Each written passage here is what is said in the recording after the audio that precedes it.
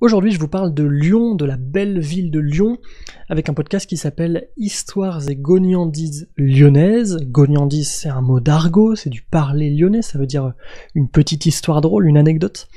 Et des anecdotes sur Lyon, il y en a plein dans ce podcast, il y a plus de 100, 120 épisodes.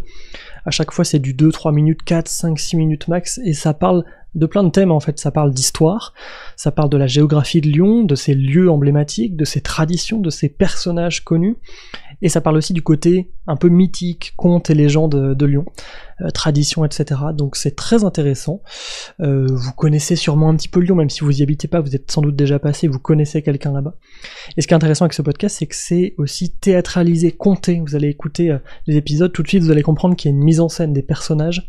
Et c'est pas pour rien, c'est parce que c'est l'entreprise Sibelle qui fait ce podcast. Sibelle, ce sont des visites contées et théâtralisées dans Lyon. Donc n'hésitez pas à aller vous renseigner si vous voulez faire des visites la prochaine fois que vous passez à Lyon.